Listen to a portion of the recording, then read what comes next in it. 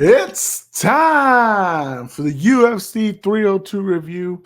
Tonight, I am your host, Jose Garza of Puro Pinche Sports, and man, what a UFC 302 card, right? Damn. Right now, we have just witnessed Islam Makhachev retain his UFC Lightweight title for the third straight time, a third straight, second straight finish. But this time over Dustin the Diamond Poirier. And man, I mean, I don't know what y'all are going for. I mean, most of you, just like myself, was probably wanting Dustin finish the story. Dustin, go out there, get this job done before you retire. Go out, save us from this Dagestani like freaking clutch of like they're just bearing down, keeping the titles, and they just won't let go. Do something, Dustin. We believe in you. And it doesn't happen because Islam Makhachev is just that good, ladies and gentlemen. Like, he's maybe not as good as Khabib Nurmagomedov, but he's just that good. You know what I mean?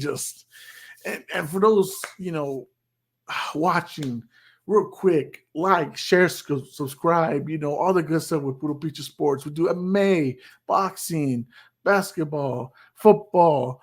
We might be doing baseball soon with our boy, the Professor Alex de la Cruz. But guys, I was out at the bar with my boys, Jesse and Nick. We were watching, and his wife Adriana, and we were watching, and we were just like, bro, Dustin, don't go down. Dustin, don't get taken down. Dustin, fight for your life, bro, because this is the chance for you to survive, the chance for you to make history, to end things. And Islam Makhachev, man, what more can we really praise about him? Because let's be real, guys. Let's be real. This man's ground game is only second to freaking Khabib Nurmagomedov. That's it. If Khabib did not retire, this is still his game. But Islam took him down early, within a minute. Fucking held him down 4 minutes. Second round, 4 tries, eventually gets him back down to the ground. Third round, again, same thing as the first, but this time he gets him on the cage the same way that Khabib and Charles Oliveira had Dustin Poirier in his first 2 title fights against those 2 gentlemen. And dude, he holds him. He fucking so strong, so powerful. And give it to Dustin, and give him the grit, the fucking fight, because he went out there. He withstood a lot of it. For 5 rounds, he went out there and withstood a lot of what Islam was throwing out there. And man, and you're watching the fight. You know that Dustin, his nose is probably broken because of a head clash with Islam, but then a fucking beautiful knee right after that, right?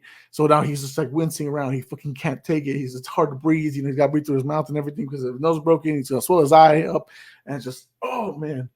But then Dustin fights, he finds a way, finds combos, puts in the freaking left hook, the thing he's looking for to knock out Islam Makhachev. And man, in the 4th round when they're freaking sprawling, Dustin's escaping the takedown, he starts throwing these body shots, boom, boom, boom, boom, boom, boom, and it's hurting. Islam's in pain. Islam is struggling to breathe, and man, you going into that 5th round, you got confidence in Dustin. Like, were you feeling it? I don't know what the judges are scoring it. I'll be honest, the judging that night tonight was horrific, and we'll talk about that, in just a little bit, but you don't know what to think. Is this 2-2? Is this 4-0? Is this 3-1? What's the score? So we know that Dustin might just need to go in out there and finish.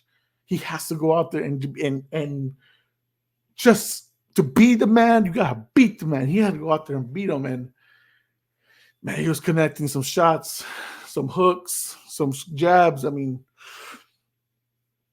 but Islam Makhachev dug deep again. Yeah, we saw it when he had dug deep to survive against Alexander Volkanovski in their first fight, not their second fight. He dug deep, went for the single. Freaking Dustin is out there trying to escape it, and he does. But man, the recovery time, though, the speed that Islam had to go in there, get the neck, going for the guillotine. And just when you think Dustin's escaping it, transitions it right into the Darce choke. Oh my God. It's done. It's the thing that we've been talking about for weeks, right?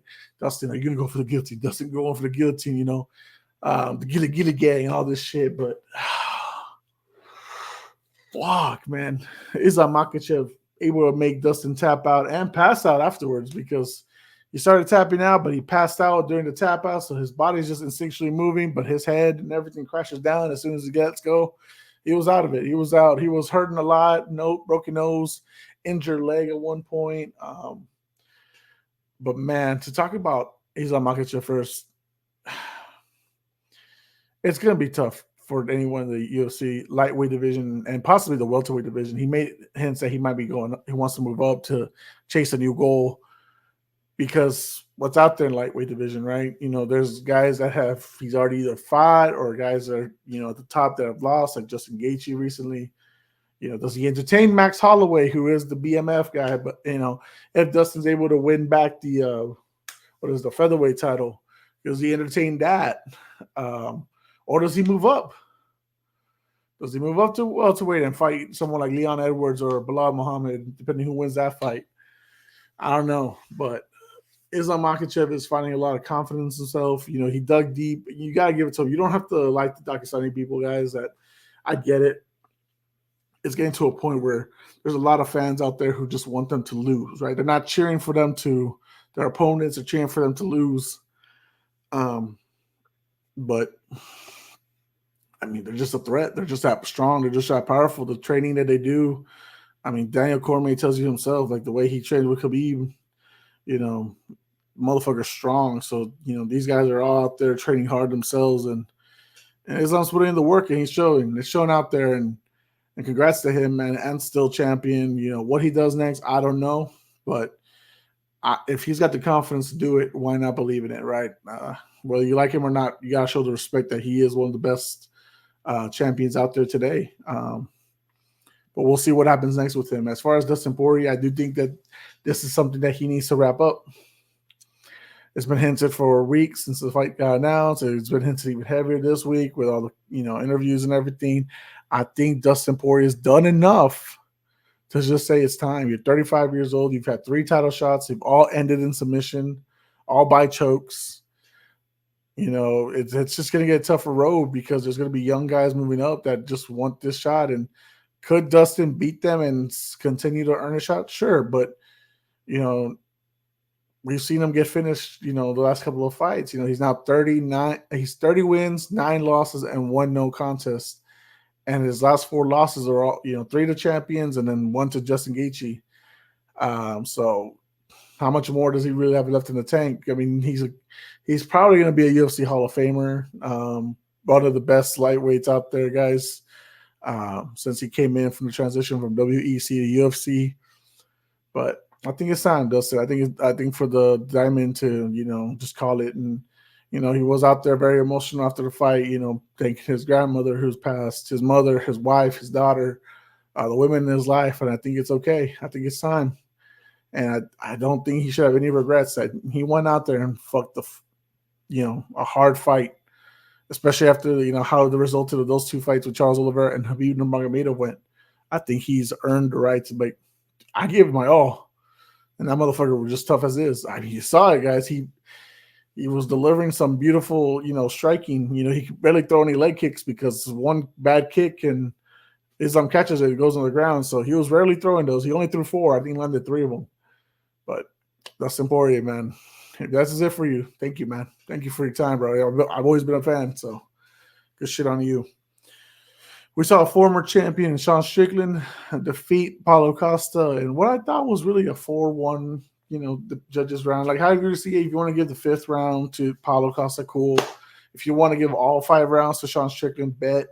I mean, he walked him down basically like, how do I say it? He walked him down like a dog and just backed him up the whole time. I mean, yeah, he was eating a lot of leg kicks. Don't get me wrong. Paulo Costa had a game plan and he stuck to it, but it wasn't enough to really backtrack Sean Strickland. I mean, you might have felt something in the 4th, 5th round, but that even made Sean's coaches unease. But never did I think that this wasn't Sean's fight.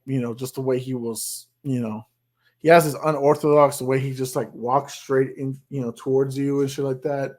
It's not really, moving his head. His footwork isn't like what you're expecting from most boxers, but this is the thing that got him a title, right? That's how he beat Israel Adesanya, and he's coming back from after a bad performance against Darkest Duplessis when he lost the title and his first title defense.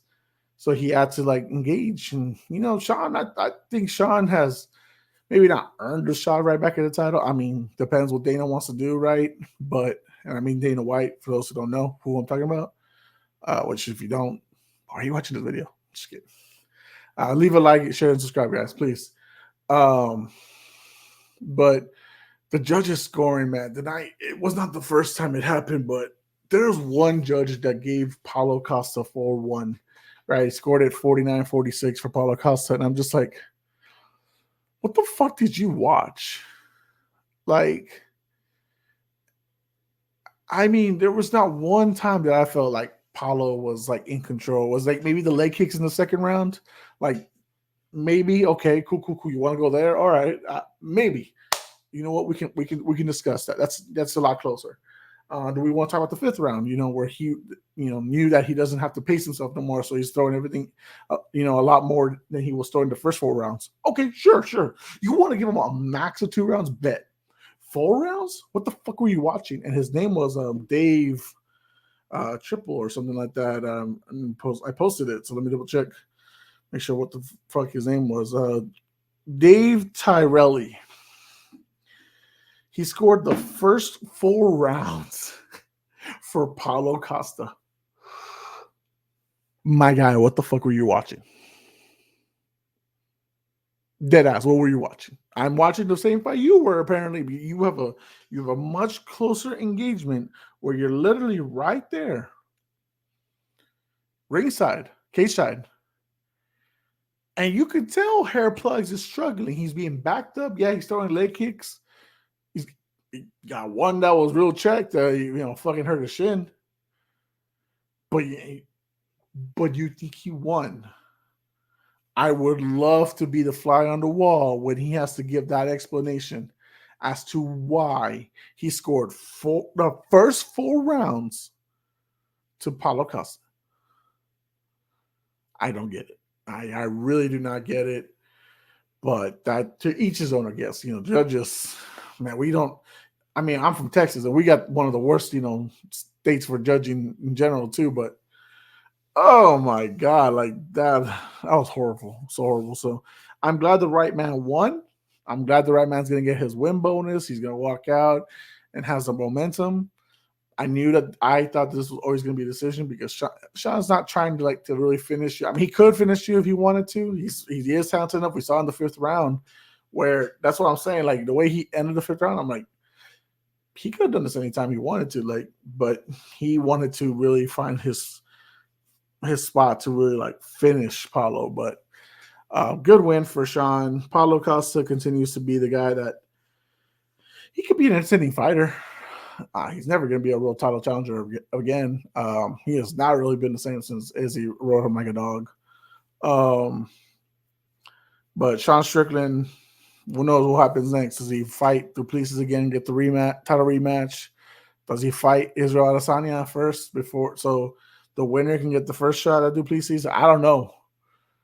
Y'all tell me in the comments what y'all want to see more. Do you want to see Strickland Duplessis too? Do you want to see Sean versus maybe the winner of Robert Whittaker versus Hamzat Chimaev? You let me know, because there's a few things that he could do. We don't know what it is yet. And the third fight, last thing I want to talk about before we close out, there's a lot of fights we can talk about that I don't really want to get into a bunch of decisions, to be honest with you. So that's why I just want to stick with these guys, with these 3 fights. Kevin Holland, man, we know who he is. We know he talks a lot. Did not perform very well against Michael Venom Page last time he was out in the cage. And in fact, as soon as he got the chance to, man, and he was moving around and he got clipped hard, bro. He got dropped. And this just shows the experience of Kevin Holland, where you wouldn't you might have felt like he didn't have this back in the day when he was fighting, during the pandemic and stuff like that, where he would get caught and he would just talk trash this whole time. But he hung on to the arm of his opponent. And excuse me if I haven't said his name yet. I really don't want to butcher it, but Mikhail I'm not even gonna try. Mikhail Ole. I'm just gonna say that, bro. I cannot go with that whole last name, but the fact that he was really, felt really experienced. You can't leave their arm in. I know you got the knockdown. I know you're looking for the fucking finish. You're looking, the crowd is probably not as hyped because they haven't had many finishes tonight. They only had one in the prelims, and this is your chance to really make a big impression. But jiu-jitsu guys, you can't underestimate what Kevin Holland is with his knowledge of jiu-jitsu, man. I mean, he saw that, he hung that arm, and then he fucking just try to rip that thing out of the socket. Like, he heard the pop in the elbow. He wanted to rip it off some more. Herb Dean decides, you know what? We're going to save it. We're going to save your arm. I get it. You haven't tapped or whatever. That's cool. You're brave about that.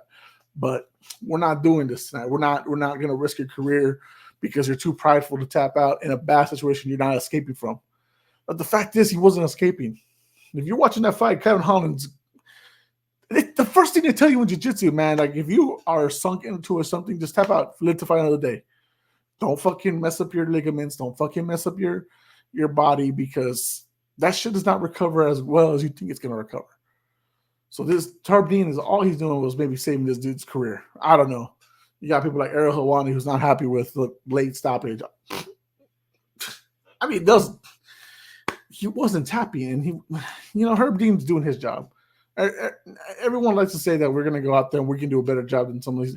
Herb Dean's one of the best refs out there. Let's not get it twisted. So, but yeah, man, that's all we really have to talk about for UFC 302. Man, I want to give praise to Islam Makhachev and Dustin Poirier. I think they gave us a hell of a fight. Not boring, lightweight title fight. It was very entertaining, very fun.